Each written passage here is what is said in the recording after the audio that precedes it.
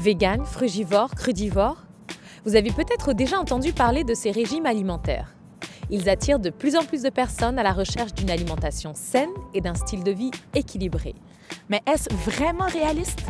Nous avons cherché à en savoir plus sur ces régimes et leur impact sur la santé. Voici notre reportage.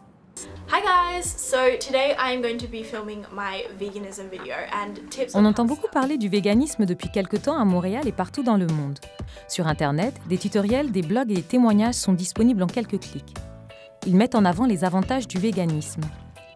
Pourtant, Wildinette et moi avions bien du mal à comprendre pourquoi de plus en plus de personnes refusent de consommer des aliments d'origine animale.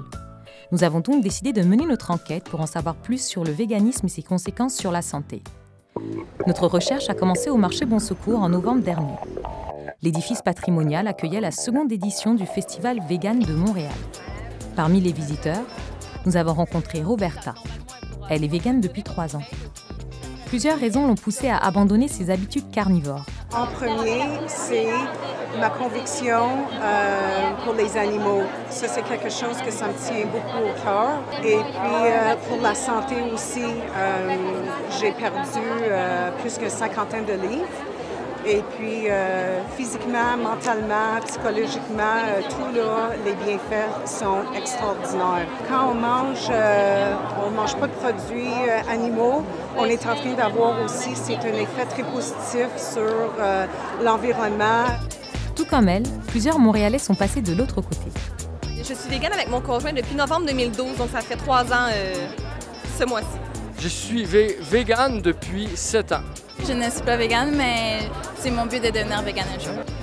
Après quelques heures de recherche dans une foule abondante, nous avons finalement mis la main sur un organisateur. Il nous a expliqué le but du festival.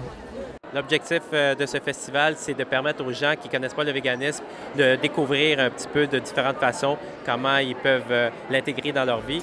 Même si Roberta et l'organisateur nous ont apporté des réponses, on avait toujours du mal à comprendre les bienfaits nutritionnels de ce régime alimentaire. On est donc allé à la rencontre de la seule nutritionniste végane de Montréal, Anne-Marie Roy. Qu'est-ce que le véganisme? Bien, c'est une façon de se nourrir qui est justement très responsable. C'est une façon de se nourrir à partir de végétaux. Dans le fond, lorsqu'on est végane, on se nourrit exclusivement de végétaux. Mais en général, ça déborde un peu juste l'alimentation. Ça va même jusqu'à nos activités et nos vêtements. Donc, on n'utilise jamais les animaux au niveau de l'exploitation. Selon ces explications, le végétalisme désigne le régime alimentaire des véganes. La viande, les œufs et les produits laitiers y sont bannis.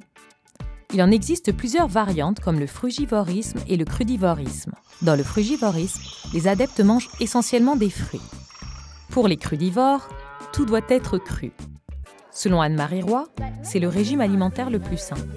Les études tendent à démontrer qu'effectivement, si on change une alimentation de type nord-américaine avec la viande en grande quantité et qu'on change pour un mode plus méditerranéen, donc avec moins de viande rouge, avec plus de noix, plus de légumineuses, des poissons, on a vraiment un avantage au niveau de la santé. Mais l'alimentation végétalienne offre d'autres avantages en plus.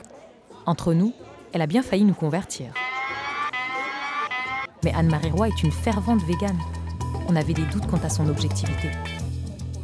Wildinette et moi sommes donc allés à la rencontre d'une source moins impliquée, le magazine nutritionnel Extenso de l'Université de Montréal. Il y a certains éléments nutritifs qui sont à surveiller, notamment la vitamine B12, les oméga-3.